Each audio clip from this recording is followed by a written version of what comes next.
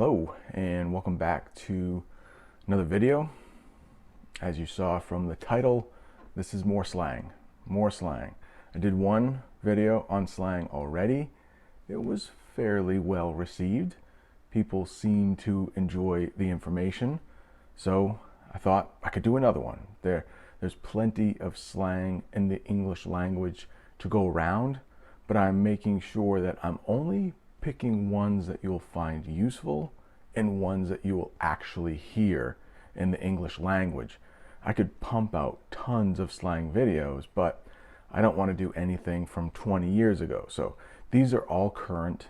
These are all phrases or words that you might hear in common everyday English spoken by native English speakers. You'll see that I'm in a different room today. I will explain why after, if anybody cares. I won't do that before because I know you guys are here for some slang. But before I get into the actual slang, I'm wondering, have you subscribed? Please do if you haven't.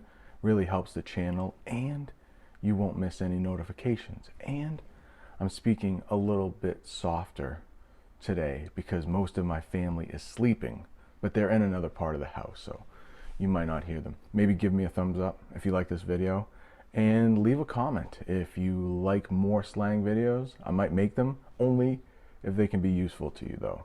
All right, the first two come from the gaming world. All of those, mostly guys, but not all, that play games a lot.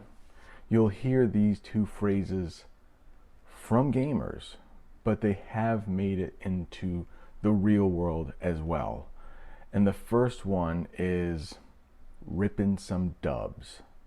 Ripping some dubs. With gamers, that means they are going to play and win a lot, because dubs is short for W's and win starts with W. And to rip some dubs means to get a lot of wins in a row. So if you are a gamer and you want your buddies to come play a game with you, you might say, hey, you ready to rip some dubs? And that means, are you ready to play? Meaning they think they're going to win a lot. They think they're pretty good. But every so often, you'll hear that in regular English. Maybe you had a really good week. Good weeks are hard to come by in the quarantine, right? But somebody might ask you, hey, how did your week go? You're like, oh man, I was ripping some dubs all week, ripping some dubs.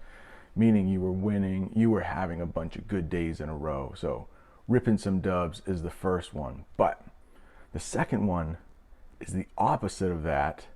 Gamers also might say, take the L. Take the L, which means you took the loss.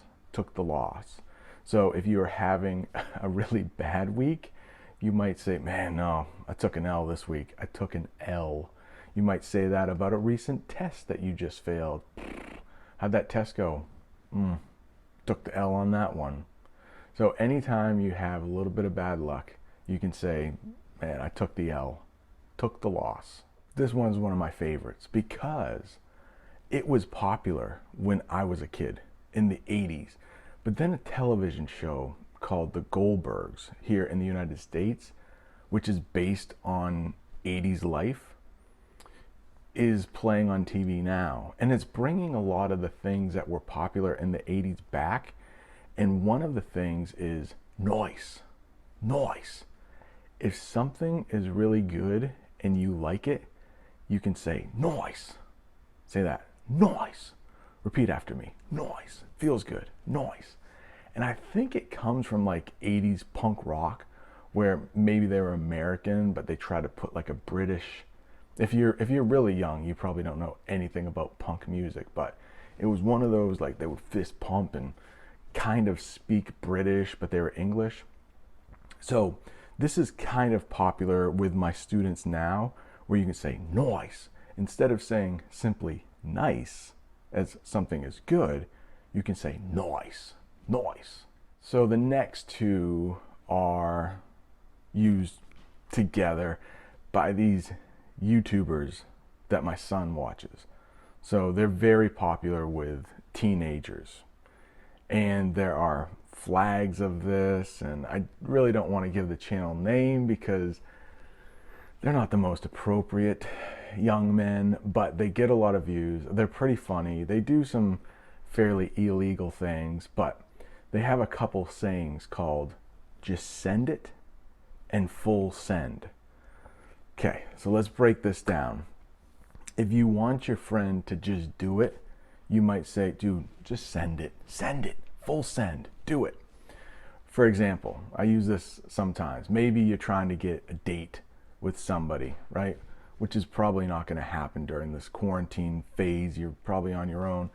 But send it means to just do it. Just do it. Maybe you want your friend to ask this person out, but they're a little scared. No, send it, dude. Send it.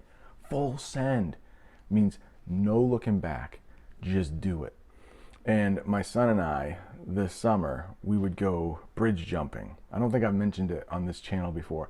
I mentioned it in the podcast. We would go bridge jumping, which is literally finding a tall bridge with deep water below, and then you just jump off the bridge into the water. And that was really popular with us, especially if you were like a little scared, or we brought a friend with us and they were a little scared. You might just send it, full send. No half sendies. That's another one. No half sendies, meaning like don't do it halfway, full send. Do it all the way. So there's just send it and full send, all the way, full send. I hope I'm being loud enough for you guys, but my family's sleeping a little ways off, but I just don't want to wake them up. So maybe you have to turn your volume up a little bit. I'm sorry, but I think somebody just woke up. But the next one is side hustle. My side hustle. Or you could say every day I'm hustling. That comes from a song. So when you're hustling, that means you're trying to make money. You're trying to make money, maybe at your work, especially if you were like in sales and a lot of your money comes from the products you sell. It could be every day you're hustling. You're trying to sell more. Every day you're hustling. Maybe when you're learning English, you could say like every day I'm hustling, trying to get better. You're trying to work at a goal. That's hustling. But then we have this thing called side hustle, which is slang for a part-time job for the most part. I'll get into the other example too, but so if you have a way that you make money on the side, we say it. So you have a full-time job and that's what you do for about 40 hours a week, at least in the United States. But if you work nights somewhere, we might say that, where you work nights, you get off your job and then you go to another job, you could call that a side hustle. For example, the reason I am up in this room is my wife is starting a new job today. She had the opportunity to get some work that her friend couldn't find help for. So this is going to be her side hustle. She's still teaching, but in quarantine, teachers aren't giving their students as much work. Where I am told to give my students about 10 minutes of work a day. They have 6 teachers, so my students should get roughly 1 hour of work each day. So I'm doing a little extra with the YouTube channel. You could say that's my side hustle. And then my wife is now working another job just for extra money. And she didn't want to take that job because there are a lot of people out of work now, but nobody was taking the job. So her friend was like, I'm really desperate. I need someone to work.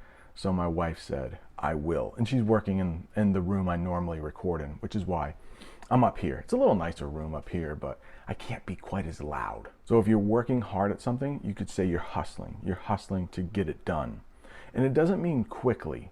It could mean quickly. If you're hustling somewhere, you're going there quickly. But if you're talking about a job, like every day I'm hustling, it means you're working hard. Side hustle, a part-time job, an extra job. Sometimes, and you shouldn't do this, But if you're in a relationship with someone, but then you have someone on the side, you're cheating on them, which you shouldn't do, but they call that sometimes a side hustle. Notice I said they call it. I don't. That's wrong. You should not do that. But if you have somebody on the side, you might tell a friend, oh yeah, she's my side hustle. But you shouldn't do that. Please don't do that. It's wrong. Hurts people's feelings. All right, the next two have to do with women, I guess. And it's mostly what guys call women they think are attractive. Okay, so hopefully they don't have a side hustle. Hopefully it's their main squeeze. I guess that's a bonus one. Your main squeeze is like your wife, your husband, your boo. I don't think we've talked about that one yet, right? Boo. Some people call it's just a pet name for someone they're dating, boo. And you might hear bae. I didn't plan on talking about these today, but bae. B-A-E. B-A-E. It stands for before anyone else. So you might hear someone say, hey, she's my bae, before anyone else. You take her over anyone else. My bae, and sometimes you'll hear my boo. Didn't plan on doing those two. Those are bonuses, but they were pretty easy to explain.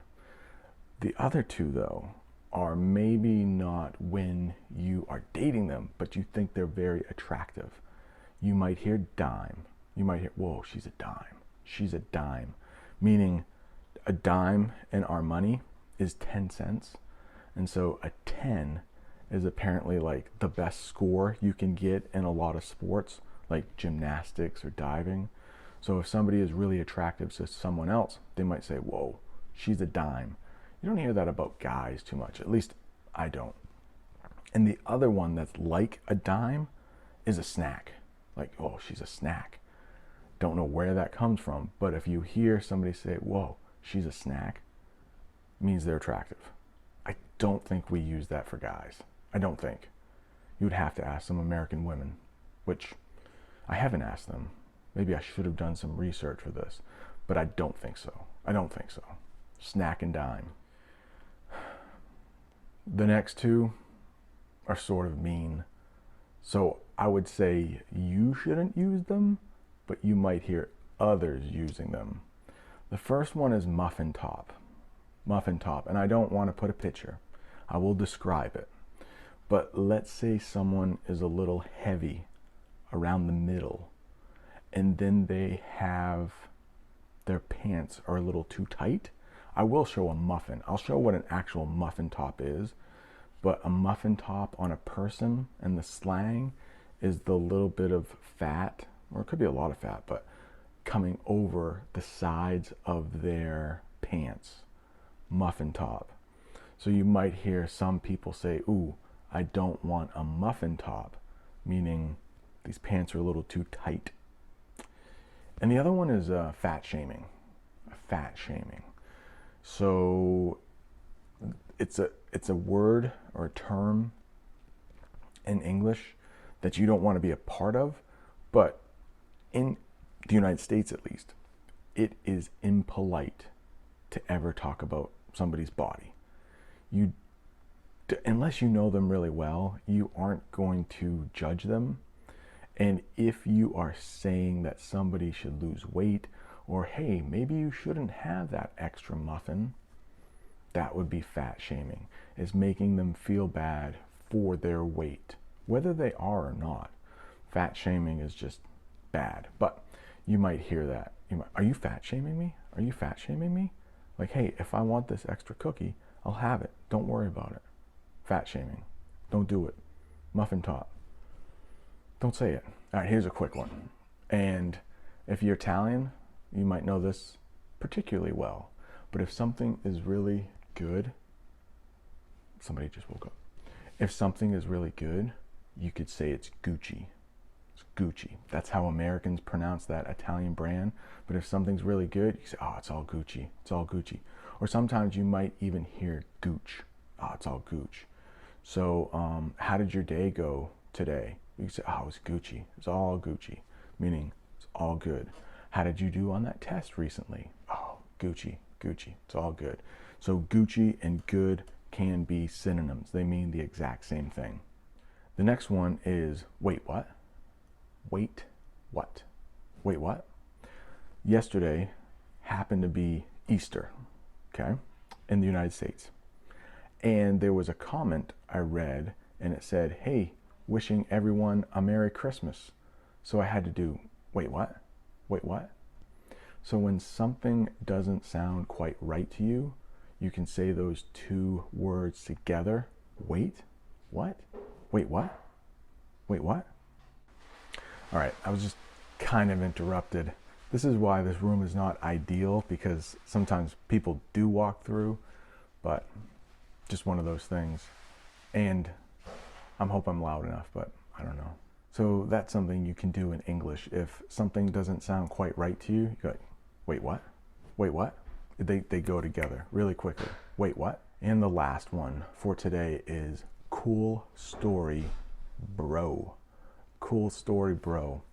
When those three words are used together, that means you just heard a story from someone and it kind of wasted your time. You wish they hadn't told the story. And you can say, cool story, bro. And it just means like, why did you tell me that? You didn't have to. Like, you really didn't care about what they were saying. Cool story, bro. It is a bit of an insult, often said between friends, but yesterday I uploaded a video about a story with my family and Easter. And Ralphie, great guy, he always comments on my videos, so thank you very much. But he did say, cool story. So I almost did a, wait, what? Wait, what? What did he just say? Wait, what? But I knew he meant it in a good way, and it made me want to tack this on the end of the video with, if you ever say, cool story, bro. I mean, you could write that in the comment section, maybe on this video, because it wasted your time. In the comments, if you put cool story, bro, it will hurt a little bit, meaning you just wasted my time. So that's going to do it for today. I hope I explained why I'm in this room. I hope I was loud enough. If not, just turn the volume up, and hopefully I didn't go too high or too low. But thank you so much for watching this. I hope I didn't waste your time. But if I did, in the comments section, cool story, comma, bro.